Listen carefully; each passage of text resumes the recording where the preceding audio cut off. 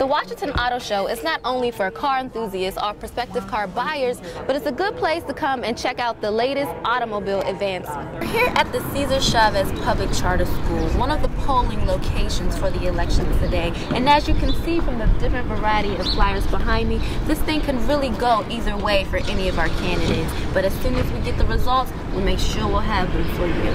In Northwest Washington, I'm Kelsey Tisdale, News 4. The FTA announced in a press release that they will be working with Metro to conduct safety inspections in order to prevent further incidents. Recently, the Substance Abuse and Mental Health Services Administration launched a new app called Suicide Safe, designed to assist healthcare providers in assessing suicide risk among patients. I was also told that the app provides resources useful to the provider for after they've identified someone at risk. And many mental health professionals are not trained in how to assess suicide risk. And it's important that providers feel like they have the skills to work with somebody who may be having thoughts about suicide. Dr. Barnes from Howard University agrees that providers can use more information on how to assess suicidal risk patients. Many times they want to treat a mental disorder that they feel is causing them to think about suicide. But that's not always the case. You can think of suicide without having a diagnosed mental disorder.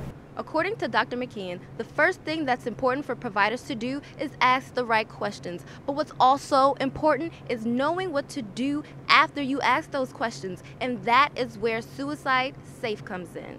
SAMHSA also provides a national suicide prevention lifeline, so if you or someone you know may be showing signs of suicide risk, don't hesitate to call 1-800-273-TALK.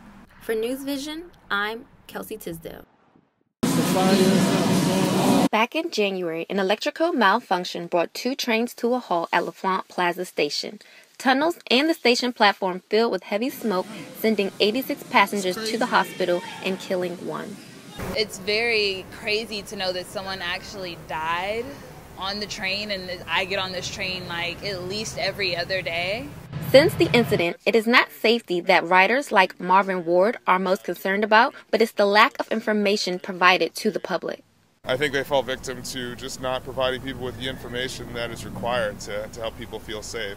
The FTA announced in a press release that they will be working with Metro to conduct safety inspections in order to prevent further incidents. Metro clarifies that the FTA inspections are separate from their routine inspections. An on-camera interview was denied, but they responded via email stating that rail cars go through a daily inspection before they are placed in service, track is inspected 2 times per week, and other components are inspected on various timetables. As for riders, Metro recently revealed new safety preparedness videos to be aired on local TV stations. For News Vision, I'm Kelsey Tisdale.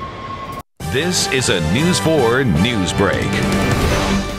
Good morning, I'm Kelsey Tisdale, and we're starting with breaking news at this hour. Out of Prince George's County, officers are now calling the deaths of 2 people in Fort Washington a murder-suicide. Police found the bodies late last night on Jaywick Avenue. They won't tell us how the victims died, but they do believe the incident was domestic. We'll bring you more information as it comes in. President Obama is just 20 minutes away from sitting down at a state dinner with the president of the Philippines. The 2 signed a joint security agreement just hours ago, making way for a large-scale return of U.S. military forces there. During a news conference, the president offered his condolences to the tornado victims and promised help. He's also talked about the next phase of sanctions against Russia, set to hit the day as the crisis in Ukraine escalates. Kelsey Tisdale at the live desk.